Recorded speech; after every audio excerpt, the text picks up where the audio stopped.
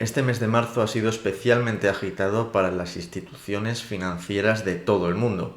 Quiebras y escándalos se han sucedido día tras día prácticamente y han dejado al sistema financiero en entredicho, con los particulares y con los ciudadanos dudando de su solvencia y dudando en muchas ocasiones de su viabilidad. Pero ¿qué es exactamente lo que ha ocurrido en el sistema financiero internacional? ¿Por qué ha ocurrido y cómo ha ocurrido? ¿Y se ha llegado a solucionar? Atentos.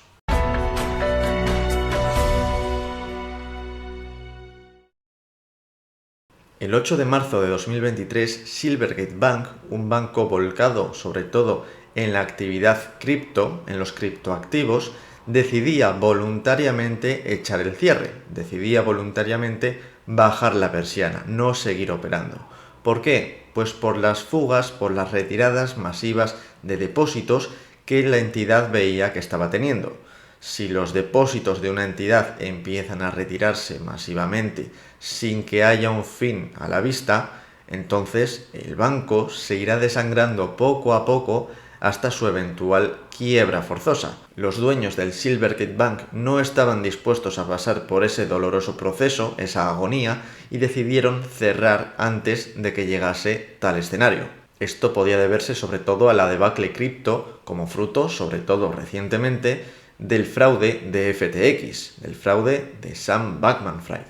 Sin embargo, solo 2 días después, un banco que no tenía nada que ver con el mundo cripto, o por lo menos no tenía nada que ver directamente con el mundo cripto, también estaba en problemas. El 10 de marzo de 2023, el Silicon Valley Bank, el SVB, un banco volcado sobre todo en la financiación corporativa de las empresas de Silicon Valley, de las empresas tecnológicas, de las startups que se fundaban en Silicon Valley, también anunciaba que necesitaba una ampliación de capital urgente y ese mismo día las acciones caían con fuerza y el banco se dirigía a la quiebra. Era intervenido, de hecho, por las autoridades públicas para liquidarlo ordenadamente o por lo menos lo más ordenadamente posible. Apenas 3 días después del colapso del Silicon Valley Bank, Joe Biden, el presidente norteamericano, salía a la palestra, salía a hablar ante el público y decía que haría todo lo posible, todo lo que estuviese en las manos del gobierno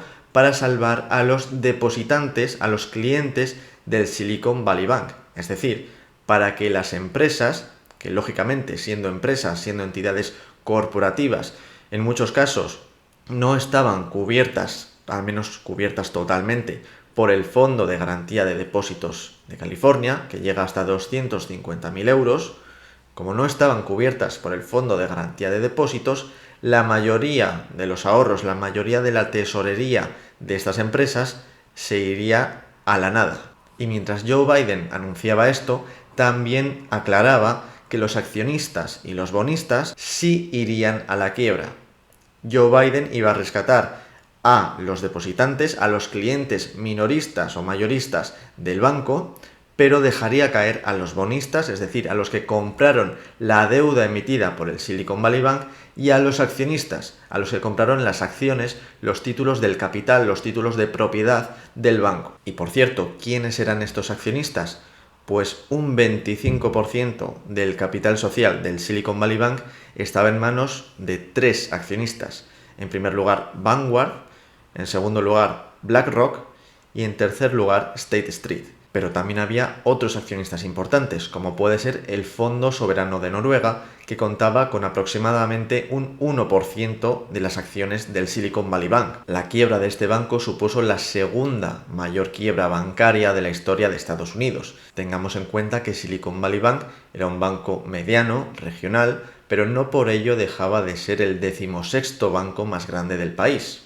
Y el tercer puesto de ese dudoso ranking no tardó tampoco en ser cambiado de manos, puesto que el domingo 12 de marzo el Signature Bank, también volcado en la industria de criptoactivos, anunciaba asimismo su cese, su quiebra. Hay un denominador común en la quiebra del Silvergate, Silicon Valley y Signature Bank. ¿Cuál es? Pues que los 3 eran bancos que habían crecido recientemente muy rápido. Crecer rápido para un banco significa que toma muchos nuevos pasivos, es decir, que tiene muchos nuevos clientes o que los clientes que ya tiene participan en su pasivo mucho más, que depositan muchos más fondos en el balance del banco, y el banco, por lo tanto, toma esos ahorros, toma ese dinero, esos fondos, y los invierte en préstamos, en créditos, en activos financieros, etc.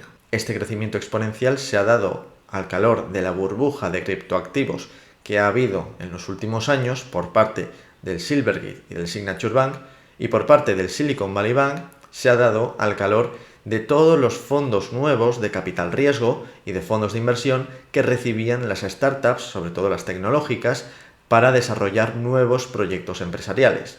Cuando ni la industria cripto ni la nueva tecnología han resultado ser interesantes o han resultado ser tan atractivas como lo habían sido hasta ahora, esas empresas, esos proyectos cripto y tecnológicos no recibían tantos fondos, quebraban, se demostraba que su viabilidad no era como se había previsto y por lo tanto los pasivos que tienen los clientes en esos bancos se hundían. Lógicamente, si los pasivos se hunden, si la gente transfiere su dinero fuera del banco o rescata su dinero en forma de efectivo en las oficinas del banco o en los cajeros del banco, lo que pasará será que ese banco deberá tener reservas suficientes para hacer frente a todas esas retiradas de pasivos. Si no tiene esas reservas, lo que tendrá que hacer será liquidar su estructura de inversión en la medida de lo posible hasta que satisfaga todas las retiradas de dinero que están ocurriendo por el lado del pasivo. Pero ¿cuál fue el error del Silicon Valley Bank? Pues invertir en renta fija, concretamente en bonos del Tesoro estadounidense, con cargo a los pasivos, a los depósitos a la vista de los clientes que estaba tomando, por valor de varias decenas de miles de millones de dólares. Y esos bonos, que eran a medio e incluso largo plazo, por muy seguros que sean en cuanto a riesgo de crédito, sí que tienen un riesgo de tipos de interés. ¿Y qué es el riesgo de tipos de interés? Pues es el riesgo de que mi bono, mi activo financiero que acabo de comprar o que he comprado en su día, cambie de valor como fruto de las variaciones que existan en el tipo de interés de mercado. Durante los años en los que los tipos de interés estaban en el 0% o cercanos al 0%, no había habido volatilidad alguna en cuanto a riesgo de tipos de interés. Si los tipos de interés permanecen constantes, entonces no hay ninguna variación en los tipos de interés, pero es que tampoco hay ninguna expectativa de que esos tipos de interés suban o bajen. Sin embargo, cuando la inflación apareció en escena después de la pandemia y los bancos centrales del mundo decidieron generalmente subir los tipos de interés para hacer frente, para luchar contra la escalada de los precios, entonces los títulos de deuda pública o de deuda privada que se emitían en ese momento al 3, al 4, al 5, al 6% eran mucho más atractivos que los que se habían emitido previamente al 0, al 1, al 2%. ¿Y qué pasará con el valor de mercado de un título que esté pagando, por ejemplo, un cupón del 1% si actualmente otros títulos de las mismas características se emiten con cupones del 4%? Pues que su precio de mercado disminuirá y lo hará tanto más cuanto más a largo plazo sea el bono. Y esto es lo que se llama efecto duración. Por lo tanto, si el Silicon Valley Bank necesitaba vender su cartera de bonos en el mercado, lo debería hacer con pérdidas. ¿Y qué es lo que pasa en el negocio bancario? Pues que el lado del pasivo, patrimonio neto más pasivo, está extremadamente apalancado. Los bancos tienen muy poco capital propio y confían en la financiación externa que les llega vía depósitos o vía bonos que emiten en el mercado. Si las pérdidas que asume un banco son superiores a su capital propio, entonces esto significa que alguien más deberá asumir las pérdidas que no llegue a cubrir el capital propio. ¿Y quiénes son los siguientes en la estructura del pasivo que sufrirían esas pérdidas? Pues los bonistas, en mayor o en menor grado, y los depositantes, los clientes minoristas o mayoristas, puesto que también son pasivos del banco. Y eso es exactamente lo que ha ocurrido en el Silicon Valley Bank. La cancelación, la venta de esa cartera de bonos del Tesoro americano en el mercado a pérdida ha pulverizado su capital y ha hecho que otros pasivos, los bonistas y los depositantes, sufran o, en principio, fuesen a sufrir parte de esas pérdidas. Y esta quiebra del SVB ha tenido distintas ramificaciones, distintas derivadas en el sistema financiero. Una de ellas, la más directa probablemente, fue la de la empresa Circle, la emisora del token USDC. USDC es una stablecoin, es decir, una criptomoneda que intenta o que pretende mantener su paridad con el dólar, en paridad 1 a 1. Un USDC debería valer lo mismo en todo lugar y momento que un dólar. Sin embargo, como Circle, la empresa que tiene que respaldar sus tokens con activos, con dólares o con activos similares al dólar, tenía 3,3 billón, es decir, 3.300 millones de dólares depositados en el SVB, se perdió la paridad que USDC tenía con el dólar. En total, Circle tenía 40.000 millones de activos para respaldar los tokens, los USDC que emite. Si 3,3 billion sobre 40 billion es el 8,25%, eso significa que el posible impago del SVB a todos sus depositantes debería haber causado un descuento en la criptomoneda, en la stablecoin, de aproximadamente el 8,25%. Y en este gráfico podéis ver cómo fue así. Aunque al principio USDC llegó a caer más de un 8,25%, posteriormente, en las horas inmediatamente después a la caída, se llegó a estabilizar brevemente en torno a los 91 centavos por cada dólar.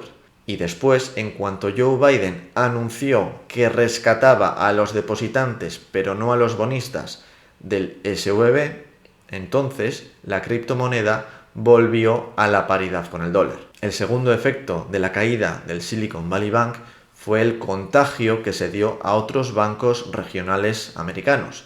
Si un banco regional lo había hecho mal, era demasiado pequeño como para asumir todas las pérdidas, todos los depósitos que estaban desapareciendo de la entidad, entonces muy probablemente otras entidades regionales estuviesen en la misma situación, puesto que al fin y al cabo la era de tipos bajos y de malas inversiones había afectado a todo el mundo. Así, bancos regionales como Western Alliance, PacWest, KeyCorp fueron castigados duramente en bolsa.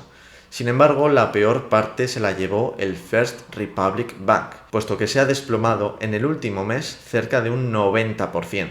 De hecho, este pánico extendido hacia el First Republic Bank aún perdura. Otras grandes entidades norteamericanas como JP Morgan, Wells Fargo o Bank of America han preparado un paquete de ayuda de 30.000 millones de dólares para socorrer a la entidad. Y probablemente sin ese paquete de ayuda y sin otros respaldos que ha habido en este mes de marzo, First Republic Bank estaría igualmente quebrado. Y en ese caso, el efecto contagio a otros bancos regionales de Estados Unidos y de otras partes del mundo sería mucho más claro y mucho más viral. De hecho, el contagio a Europa es algo que no ha ocurrido o que no había ocurrido, al menos en términos reales, aunque sí bursátiles, puesto que las caídas en bolsa de los bancos estadounidenses también hicieron que los bancos europeos se desplomasen. Por lo menos no hubo ningún efecto real hasta el 15 de marzo, el día en el que el presidente del Banco Nacional Saudí declaró públicamente que ese Banco Nacional Saudí no participaría en mayor medida en el capital de Credit Suisse, siendo su principal accionista. Credit Suisse, un banco suizo histórico, muy conocido y con muchos problemas, ese mismo día se desplomó un 24% en bolsa. A simple vista, la declaración del presidente del Banco Nacional Saudí no debería haber causado una reacción tan fuerte. Sin embargo, el histórico del Credit Suisse no era para nada halagüeño. Este es un banco que, por mucha historia que pudiese acumular, en 2022 había sufrido unas pérdidas millonarias, los depósitos de la entidad se empezaban también a fugar y había acumulado escándalo tras escándalo recientemente. Así pues, el fin de semana del 18 y 19 de marzo, viendo que quizás Credit Suisse no saliese muy bien parado de la siguiente semana, las autoridades suizas, junto con UBS, auspiciaron la compra, la adquisición del Credit Suisse por parte de su competidor, de UBS. Y lo que parecía que era una solución, nuevamente se convirtió en un problema. Los accionistas de Credit Suisse recibieron por parte de UBS un total de 3.000 millones de francos suizos. La lógica en la prelación de pagos en caso de quiebra nos dice que si los accionistas de una empresa que se compra están recibiendo dinero por sus acciones, eso es porque el resto de acreedores que tenía la empresa han visto satisfechas sus deudas al 100%. En el caso de Credit Suisse esto no fue así. Hubo un damnificado que perdió el 100% de su inversión sin que los accionistas perdiesen el 100% de la suya. ¿Quién? Pues el tenedor de AT1s. Los AT1, Additional Tier 1, bonos contingentes convertibles, deuda híbrida, COCOs, son bonos, por lo tanto deuda para Credit Suisse que debe de pagar, pero que tiene una peculiaridad. Esa peculiaridad es que pueden convertirse en capital propio, en acciones, si a la entidad le va mal. Pues en esa operación comercial que las autoridades suizas se encargaron de aclarar que no era un rescate, sino una compra de una entidad por parte de otra, los AT1s se fueron a un valor de 0 sin que las acciones ordinarias de la entidad se hubiesen ido a su vez a un valor de 0.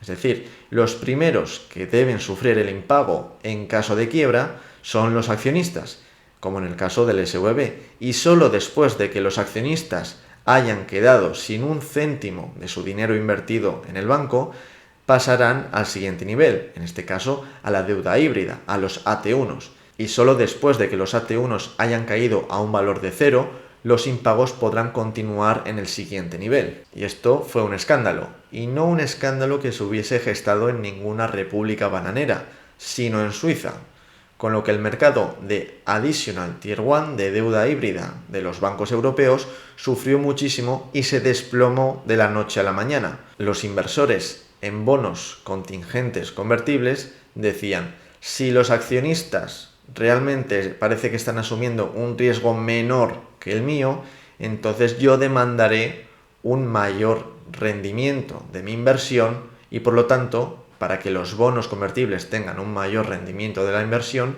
su precio deberá caer en el mercado, para que así los cupones recibidos, prometidos por la entidad, se den sobre un capital invertido menor, lo que conduce a una rentabilidad más elevada. Tal fue la confusión que despertó esta decisión en la compra de Credit Suisse, que al día siguiente Christine Lagarde, la presidenta del BCE, del Banco Central Europeo, decidió salir y hablar públicamente para confirmar la prelación de que los accionistas debían ser los primeros en perder su dinero antes de que lo perdiese nadie más. Si bien estas palabras calmaron un poco al mercado, aún queda saber qué pasará en la esfera judicial, puesto que algunos inversores en AT1s de Credit Suisse ya han dicho que irían a los tribunales. Cuando parecía que marzo iba a acabar sin ningún suceso bancario más allá de lo que ya estaba sucediendo, saltó la sorpresa el día 24, viernes, con Deutsche Bank, el histórico banco alemán, muy parecido, por cierto, a Credit Suisse desde la crisis de 2008 en cuanto a errores y a pérdida de reputación se refiere, había llegado a perder durante la sesión más de un 14%, si bien finalmente perdió solo algo más del 8%. ¿A qué se debió este desplome bursátil?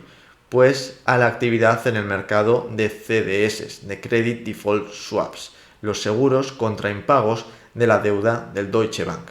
Si el mercado de CDS se dispara, esto quiere decir que asegurarse contra el impago de una entidad, en este caso del Deutsche Bank, es más caro.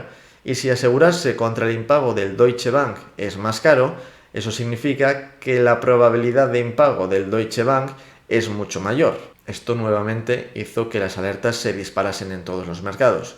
Sin embargo, a posteriori se pareció saber que el culpable de ese movimiento en el mercado de CDS había sido un único trader que con un movimiento de 5 millones de euros había movido el mercado de CDS y con ello había arrastrado a la bolsa al agujero.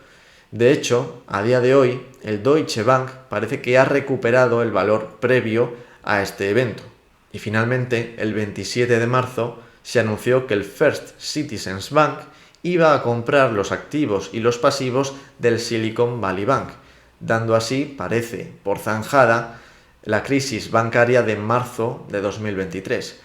Sin embargo, esto ha sido un primer conato de problemas de liquidez en el sistema financiero y con una recesión que parece que se cierne sobre Europa y sobre Estados Unidos, veremos qué otras cosas se empiezan a romper en ese sistema financiero.